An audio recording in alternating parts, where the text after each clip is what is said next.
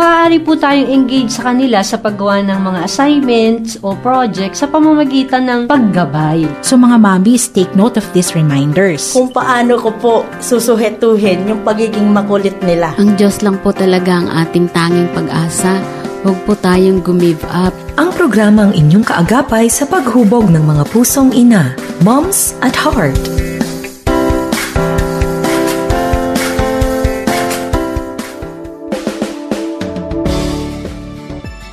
Isang magandang hapon po sa inyong lahat. Ang bati na inyong Mami Desi Rios.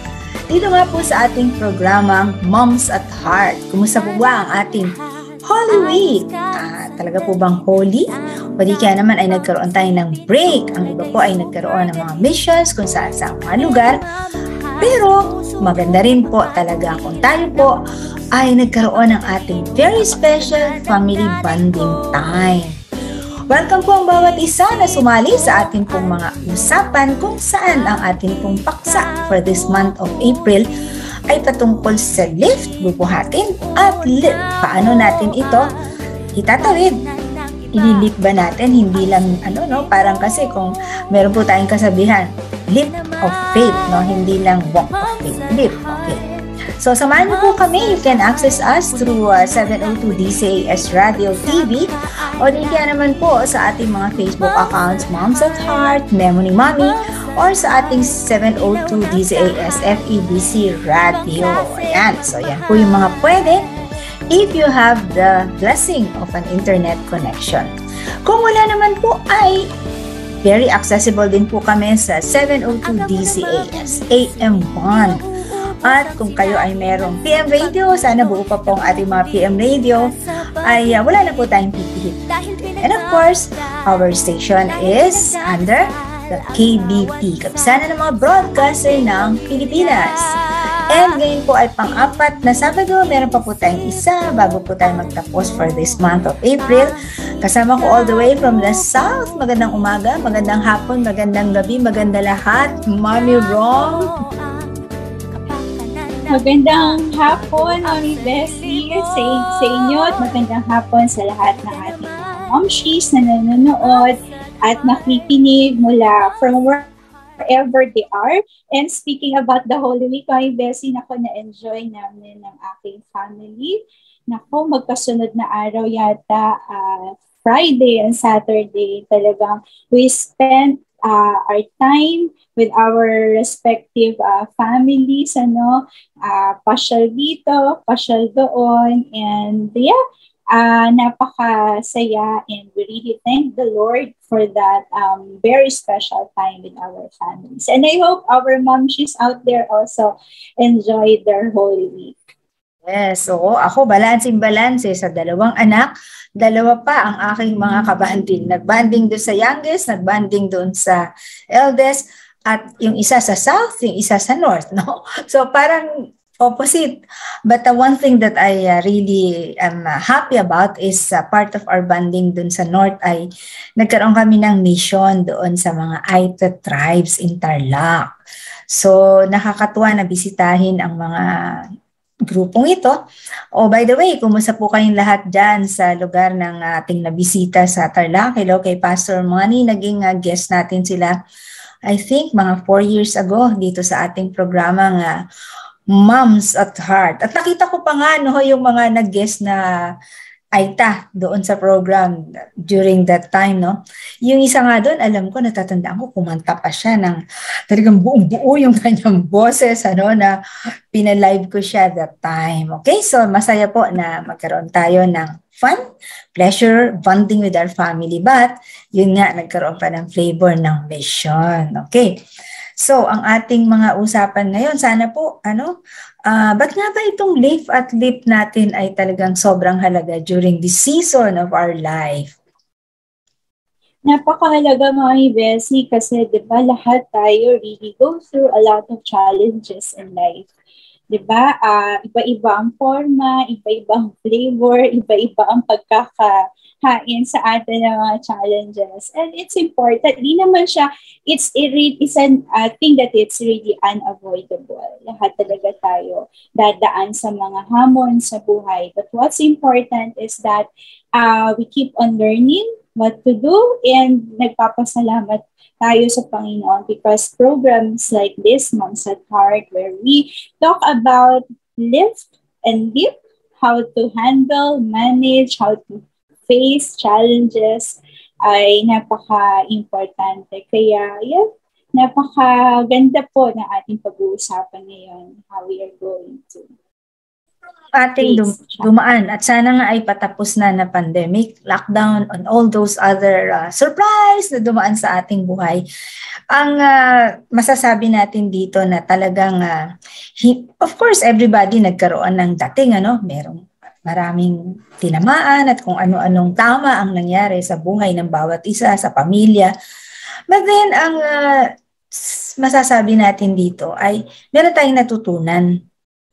And yung pagbuhat natin ay isang bagay na bahagi ng natutunan natin. At yung pag-leap natin, leap over, hindi ka pwedeng mag-leap back. Pwede ba yung leap backward? Leap over ang isa.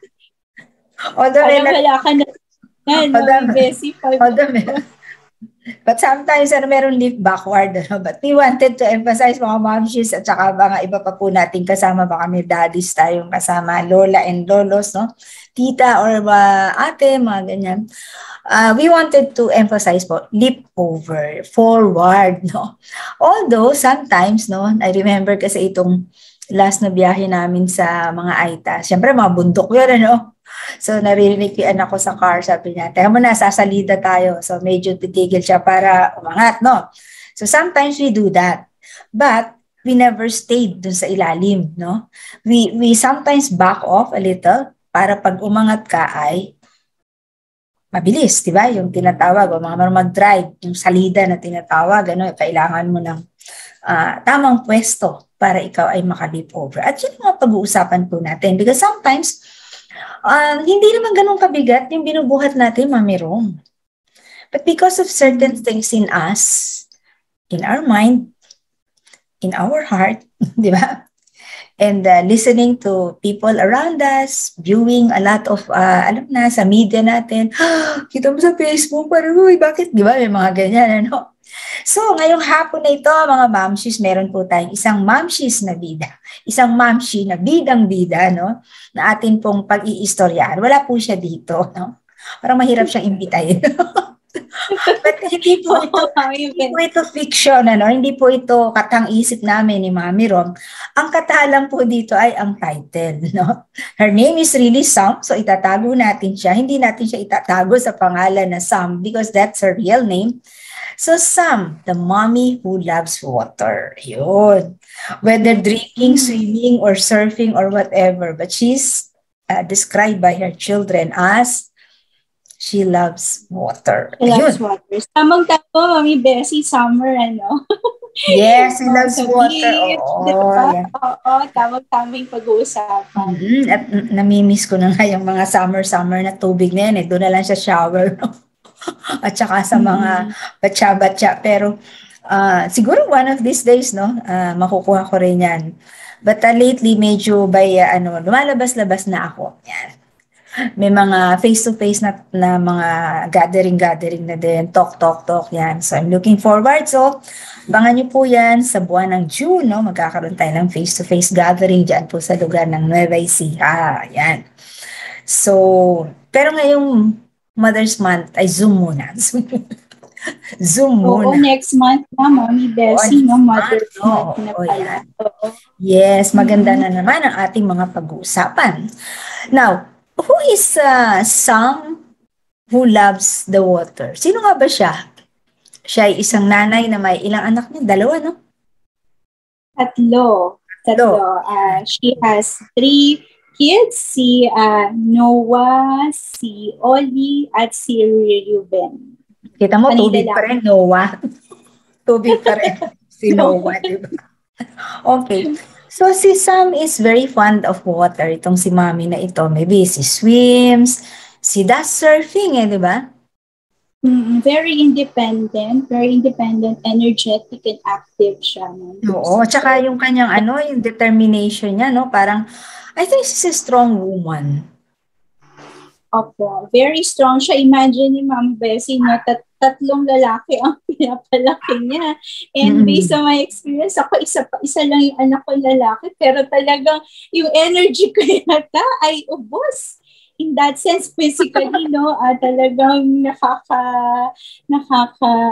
nakakaubos minsan ng lakas. Oh, lalo na, no? I raised up 2 boys and now I have 3 grandsons, no? Na talagang rough play. Pag sinabing rough play, naku, magbubuno kayo niya kung ano-ano, no? Parang mga titwist yung mga fingers ko, no? So, yes, it's very challenging. But then, siguro may message si Lord sa kanya. Kaya medyo tinapik siya, no? Parang tinulak siya. Ano ba nangyari sa kanya? Nahulog nga ba? Opo, nahulog siya. From a high place, eh. Nagli-lean forward siya, parang ganon. And then, she fell. Opo, she fell. Actually, ang kanyang family is very adventurous. They love to go out, go on trip as a family. And once nasa isang lugar sila, it's a resort. And yung anak niya na panganay na si Noah, yan. So, in-invite siya paakyat doon sa, ano man tawag doon, para makita yung... Parang balcony siya, may view deck, parang view deck. Oo. Balcony. And ayun, meron siyang nahawakan na bakal. So, sira na pala, kalawangin na. So, pagkahawak niya, ayun, dala-dala siya siyang So, well, to us, we may call it accident, no? So, mga mamshis, in the Lord, there's no accident. Diba? Alam ng Lord yun. Hindi ito surprise kay Lord. He knows it, and beforehand, alam niya na ito yung magiging kakalabasan, diba? Nung pagpunta nila doon, nobody knew na magkakaroon ng ganon, di ba? Kaya naku, mga mamshis, mag-ingat po tayo sa mga paghawak-hawak natin. Yung iba pa naman, ang hilig-hilig mag-selfie, no? Baka atras kayo ng atras dyan, eh. Oo, Mami Bes, ang daming istorya yatang ganyan nababasa ko sa Facebook, mga nagagaganyan. Oo, pero ito, si Mommy Sam was just thrilled, no? Natutuwa siya kasi excited siya. Kaya pag hawak niya rin sa bakal, wala doon yung isip niya sa bakal na hinahawakan niya. Actually, guard yung bakal na yon. Kaya lang itong si Resort, hindi pala inaayos na may maintenance nila. Yan. Oo, yung wear and tear, of course, kinakalawang. At saka baka yung mga knobs niya, yung tornilyo niya ay maluwag, no? So, bumigay. And then, yun, napadive siya noon. And because of that, na-invalid siya. So, she's locked sa wheelchair. Mami Ro, dahil pag tinignan natin, for a person who is so energetic, no? Who is so strong, no? And very independent, tapos bigla ka ilalak sa wheelchair, na parang hindi nga siya makakabangon mag-isa, di ba? Hindi siya makakalakad, di ba? So, she needs to be carried, no? Kung hindi siya i-wheelchair, bubuhatin siya ng asawa niya. So, I could imagine yung niya sa sarili niya, no? Parang, ewan ko, no? Ako, I have those kinds of experiences sa mga pag nung na-surgery ako. So, parang ayoko yung lilingkuran pa naman ako. yung parang magsabi ka na lang, ano ba, inaabot mo na naman yan, ganyan, tapos dito ka lang sa baba kasi paghakbang ko, no, yung aking puwersa daw, ganyan. Hindi, aakit ako sa hagdan kasi nasa second floor yung bedroom. Hindi, ayoko. Huwag niyo ako iiyak ng kama dito, I will try my best na aakit ako. Uy, siyempre, titiisin mo yon. Tapos pagpababa, mas masakit. So, na-imagine ko itong si Mommy Sam. Well, lately, parang yun nga, nung after the event, sumasakit yung likod niya, di ba? Tapos, hindi na talaga siya makalakad. Pero, na-surgery din siya, but it never did any good to her in terms of making her back to normal, di ba?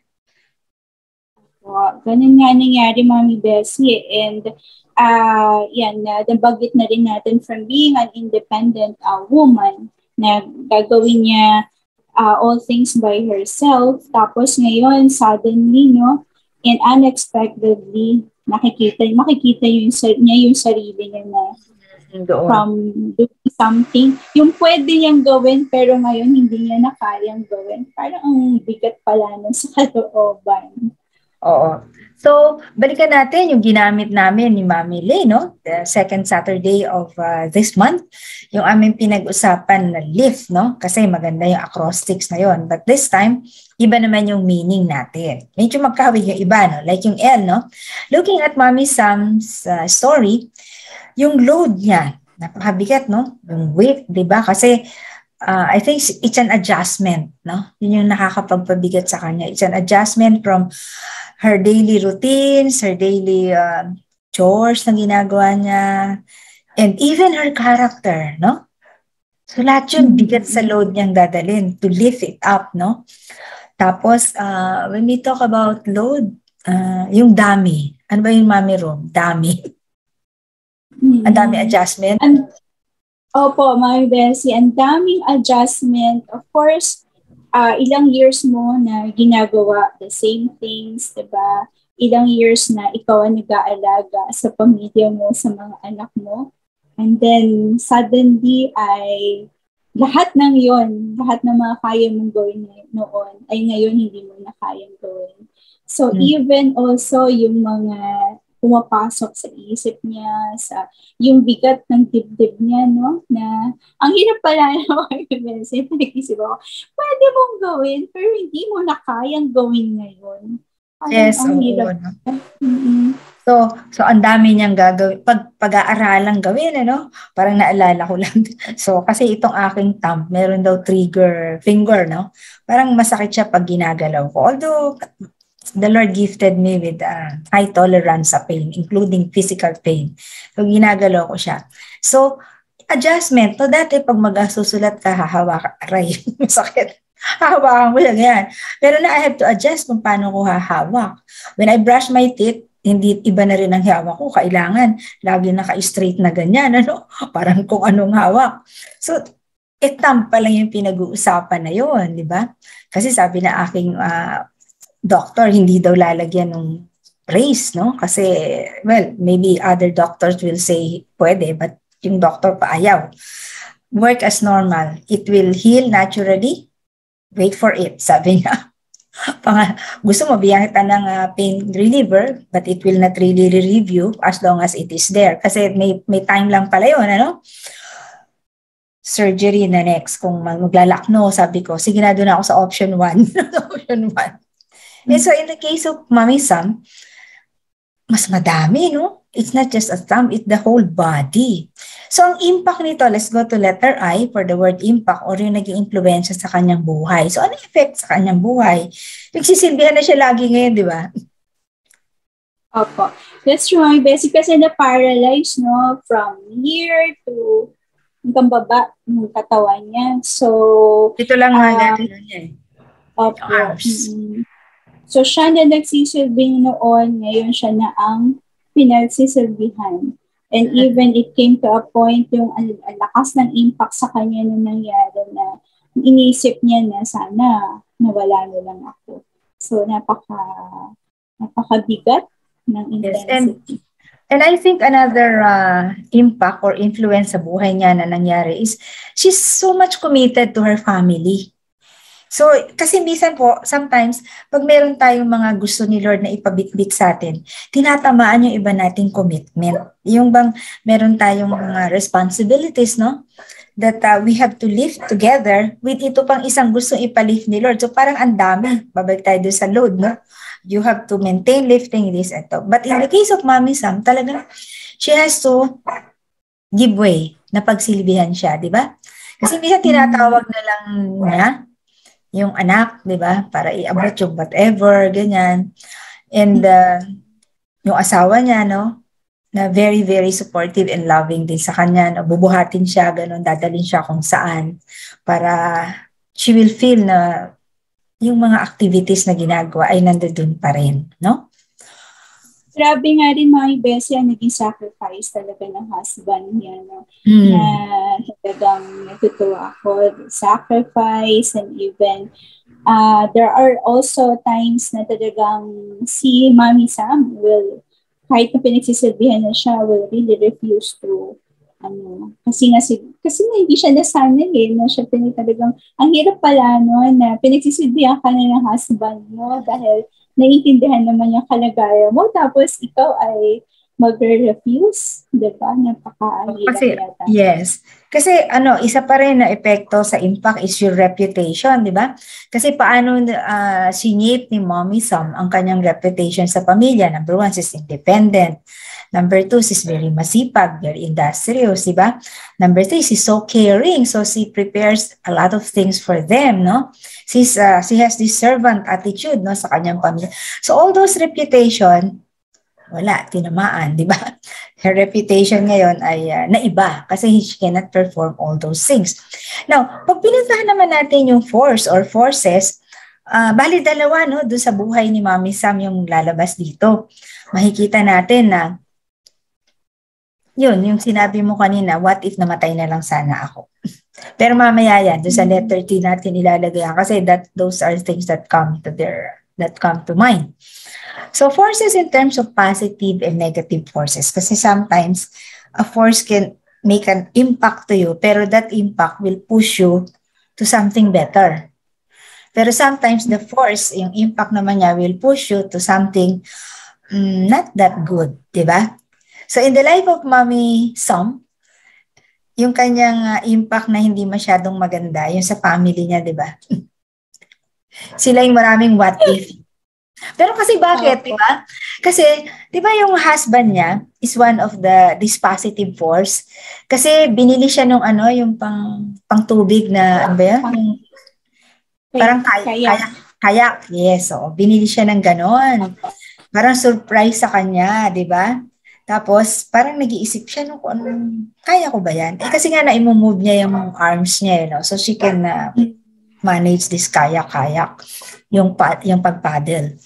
So, dinala siya ng husband, di ba? Buat-buat pa siya, no? And then ready na, merong trainer. Di ba? Merong trainer. I admire that trainer, no? Very patient. Nakakatuwa, Mami Bessie, no, na talagang yung husband niya nag-isip talaga ng paraan on how he will be able to help her, to help his wife na bumalik dati yung, kasi diba nabanggit natin kanina that she loves water. Nagsusurf siya, nagsuswim, diba? So, gustong ibalik. Sa tingin ni Mommy Sam, hindi niya na kayang gawin, pero the husband has really a very positive, a positive force sa buhay niya na isip, paano ba, diba? So, until nahanap niya yung kayaking lesson na yan.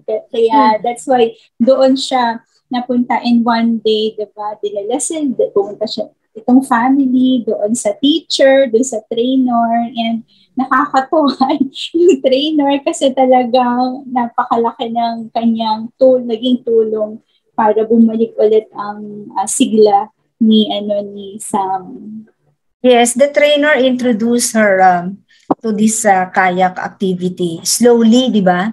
Kasi hindi siya binigla. No? Yung din po yung mahalaga, no, mga momshies. When we are lifting something, for us to be able to lift really properly, huwag po natin bibiglain. Kasi minsan tayo mga momshies, meron tayong mindset na mabilis dapat. O kaya para matapos na agad. O kaya para ipa-fast track natin. Parang sa sinaing, baka hindi po mainin. Hindi mainin, no? But this si Mommy Sam, her trainer really knows how to train. And not only train, but to mentor her. Kasi may mga words of encouragement siya. Pagka nakikita medyo nagda-down na siya, di ba? Kasi kakapagod kaya yung movement mo ng kayak na yan, di ba? Pero yung una, mabagal, and then kasama niya si trainer, di ba? And then later, iniwan na siya. And if there's a negative one, yung pa naman yung pamilya niya na, yung parents, no? Parents ni Mommy Sam, na very protective naman. Ayan. So mga momshies, sometimes we have that mindset na we protect so much our children. Parang ayaw natin silang mahihirapan, ayaw natin silang mabibigatan sa buhat nila. But those buhat will, build their muscles, no? Kaya ang dami natin mga bata ngayon, lalampa-lampa di ba? Konting ano lang, parang, iiyak na agad, hindi ako nakausap. Di ba? Parang sobra na agad yung dating, no? With just very small thing. Kasi nga, hindi nasanay. So mga momshies, no? Yun yung maganda po sa atin. We, prevent ourselves, no? Siguro i-restrain natin yung sarili natin na, sige, biya mo yan, sige, gawin mo lang yan. Okay, nakikita natin na hihirapan yung anak natin. Sige lang anak, galing talaga. Tinatsagaan mo yung gano'n, di ba, no? Kasi, especially itong nangyari na mga, babalik na naman sila sa face-to-face, akala ng madami, saya agad, di ba? Kasi face-to-face, that will be another adjustment. Kasi, galing sa very comfortable place, di ba? And so everybody... 2 years yun, Mommy Beth. 2 years? Everybody, nag-expect sila na, gusto ko na face-to-face. Gusto ko, okay. So now you're here face-to-face. Now, okay? Hindi siya sanay, di ba? Kasi dati, nasa bahay lang siya. Kahit na sabihin natin merong ginagawang mga modules, but still, pag nagustuhan niya uminom, inom agad, di ba? Pagka minsan, bibitawan muna niya yung module, kakain muna siya or whatever, di ba? Pero ngayon, hindi. Umupo ka dyan ng 20 minutes, 45 minutes, di ba? So, yun yung another challenge. Kaya di ba, Mami Ro, mahalaga na yung mga forces natin ay binabala-balansin natin sa isip, no? Kasi yun, kung nakikita natin ang family natin, gaya ng asawa ni Mommy Song, no? Na siya ay very much supported, binubuhat, no? Naalala ko, there was a time na merong gustong ipakita sa kanya sa labas. Syempre, kung i-wheelchair pa siya, o kung ano pa yung gagawin sa kanya, magtagal, mawala na yung gustong ipakita, no? Parang merong mga nag-appear sa sky, bird watching, parang ganyan, no? Gusto ipakita sa kanya kasi na-enjoy niya yun And yun, binuhat na lang siya bigla, nagulat siya. Hoy, titingnan mo to, kailangan mo itong makita. And then isinunod na lang si wheelchair ng mga anak, di ba, no? Parang merong team, no, behind her, di ba, no? So yun po, no? Plus, of course, yun nga, yung trainer niya, pero meron siyang ginawa dito, dahil sa kaka-push at saka nitong positive forces na to, di ba? She was pushed by the forces to join competition. Yes, Bessie, oo. And she has won those competitions. Isa siya sa, I just forgot the name of that competition, but it has something to do with yung kayaking. So, nag-excel siya doon. Kasi ang naging ang naging goal niya ngayon dito, kasi nga she was so much encouraged, na-inspire siya nung kanyang trainer, no? Yung trainer niya hindi siya iniiwanan all throughout, kahit anong marunong na siya, lalo na nung pumayag siya sa competition. So si trainer niya parang I think alam naman na siya ay paralyzed from here down. Pero si trainer, hindi in-emphasize yun. Ang in-emphasize ni trainer is what you can do from here up. Kasi yun yung able ka, di ba? So, yun yung... Isang lesson... Isang lesson siguro, Bessie, that we can get from that, you focus on what you have. Not on what you don't have. The trainer, ang nakita niya is hindi yung wala na sa kanya, yung from here down. So nakita niya, what can I do for what you still have? And then yung feelings, kasama din niya. Actually, isang salansan yung F natin. We have the word focus on what you can do. We have the word force, so we have to balance, yung mga nagtutulak sa atin ng mga forces, Actually, parang disobedient daughter siya dito kasi ayaw talaga ng nanay niya na sumali siya dito, lalo na nung merong competition pa. Diba, no, what if? So, why not? Sabi naman niya, why not? Sabi nila, no? So, yung feelings din, mahalaga na makita natin dito kasi yung feelings sometimes will be fearful or will be something that is inspiring, para umangat ka at makalabas ka to be able to live. Yan. Okay, the last is letter T at tayo malapit nang magtapos para po sa mga ating mga features dahil 5 po ang ating Sabado for this time. So yung ating pong feature na Fit to be Mom, i-reserve po natin next Saturday. But in a little while, we'll have si Mami Weng. Yan na hindi natin i-miss, no? Si Mami Weng Del Rosario. But before Mami Weng, gusto ko rin na bago tayo pumunta rito sa letter T, so ito po medyo ipapakita lamang po yung mga iba't ibang kaganapan sa Praying Moms at Heart during this Holy Week, no? Nakakatuwa. No? We had the Lord's Supper via Zoom. And then yung iba ay naglabas sa mga missions at kung ano-ano pa po. But sabi pa nga, kahit Holy Week, we continued on in terms of the vision of Beyond Bended Knee. So yan po ang mga kaganapan na inyo pong mga nakikita. At yan, dinescribe ko naman, Mami Ro, para dun sa mga nasa radio, no, kung ano-ano yan, na mga nakaganap. At nakadress up pa, no, naka-red lahat, no, to signify, no, the blood of Jesus. Kaya masaya, pula. Alright, so let's go to letter T. Ano yung T natin? T stands for thoughts. Diba, Bessie, dun sa naging kalagayan ni Mami Sam from an independent woman and now helpless woman. So, hindi may iwasan, napakaraming mga thoughts ang papasok sa kanyang isip. Paano na ako, diba? Kawawa naman ako. Nag-pity party nga siya, diba? Parang nung galit na galit siya kasi she was trying to be independent. Tapos ay siya tumawag ng ayuda, nahulog siya sa kama. Diba? Tapos nahiga na lang siya doon, nakaganon siya doon, diba?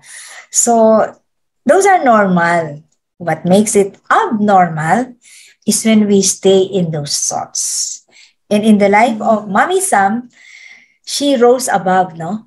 Yung kanyang self-pity, naging self-confident na siya, no? Nung gumagalaw-galaw na yung kayak niya, di ba?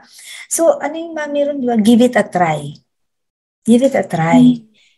Alam mo minsan, meron tayong mga mindset na hindi pa natin sinusubukan, nahihirapan na tayo. Parang hindi pa natin natitikman, ayaw na natin, di ba? Diba? I remember kasi yung mga anak ko, kapag may pinapatry kaming something new sa kanila, dati talagang ayaw. Pero naisip ng husband ko, naisip na Edison, sabi, okay, try it first before you say no.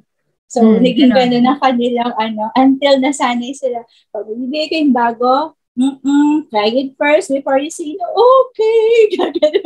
Tapos pag na-try, ay, masarap pala. Ganun nga, yes. So, that's a good training for mindset, no? Tsaka isa pa yung thankful heart. Kasi pag yung puso natin punong-puno ng pasasalamat, pag yung nakikita natin kahit maliit na bagay lamang, no? Ay magbibigay tayo ng pasasalamat, no? Minsan kasi we think that kailangan malaking bagay, kailangan may great impact bago tayo mag-thank you. No. Kahit yung kasimple-simple lang, we need to train our heart, our mind to be thankful. Okay? So, yan po ang buhay ni Mami Sam na aming binigyan ng pagsasadula, no? Ni Mami Ro, kung saan ang kanyang life, yung load niya, tunay na napakahirap kasi dati siyang healthy and very independent. Kaya yung impact, no, sa kanyang buhay ay gano'n na lamang.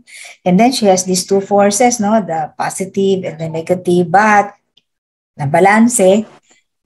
Nanalo nga siya, di ba? Imagine, mas magaling pa siya kaysa dun sa marunong ko ba magkayak, hindi nga ako marunong magkayak, no? Hindi magsagwa ng ordinary. Iba kaya yung balancing ng kayak, di ba? Parang takot ako sa tubig. Ayun, isa pa yun, no? Ni swimming nga, hindi ako marunong eh. Konting-konti lang, float ko, no? Tapos, ang kanyang thoughts, no?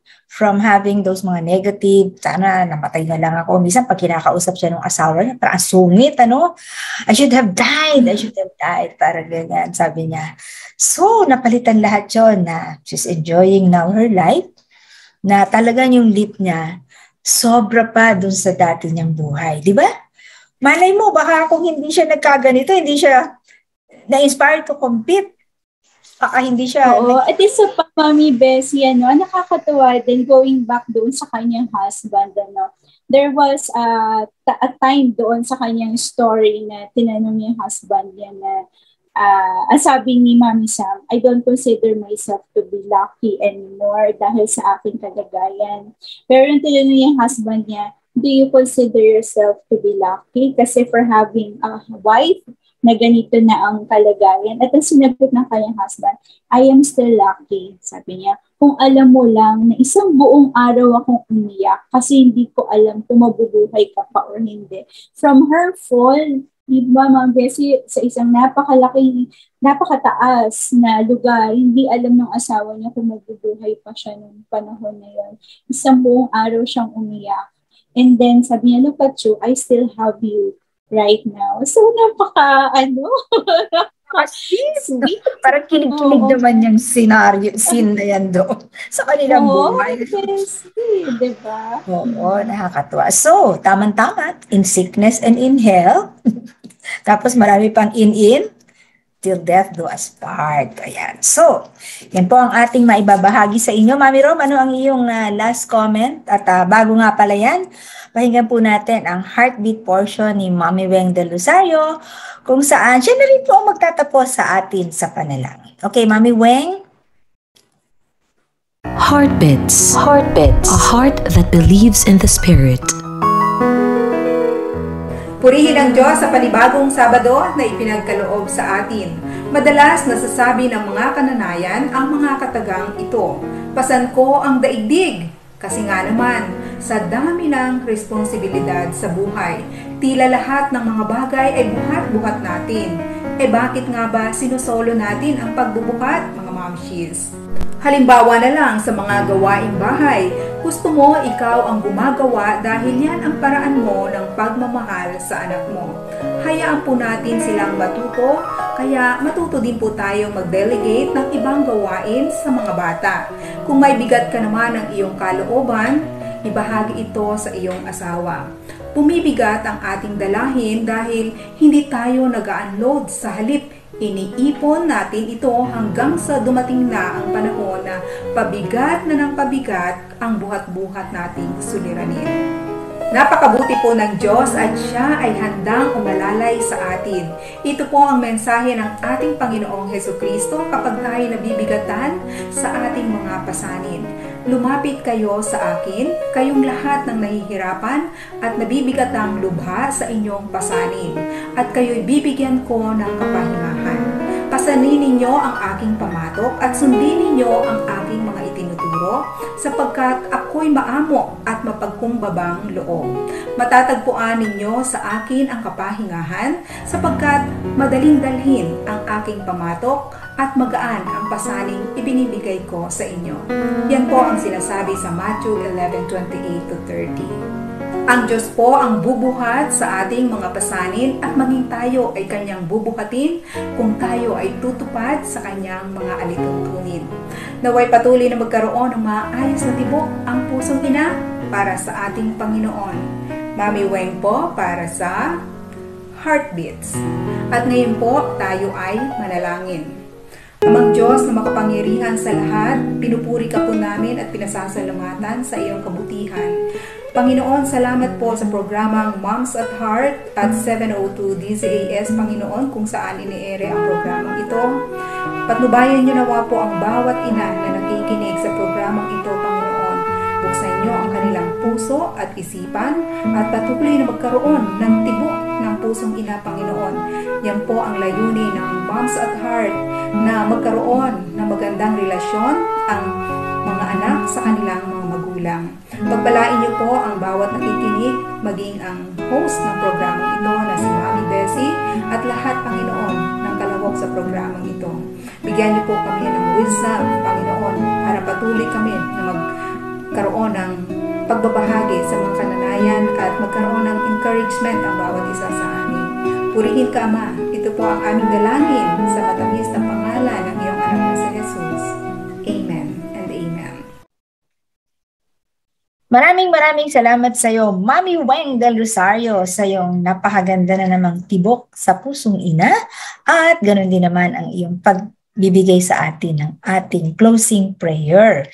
Balik na naman po tayo dito sa ating panghuling bahagi ng Moms at Heart. Ako pa rin ang inyong Mami Bessie Rios kasama si Mami Rom all the way from Paranaque. At kami nga po ay nagbigay buhay sa istorya ng isang, anong pangalan, Mami Rom? Mami Sam. Mami Sam. The mom who loves the water.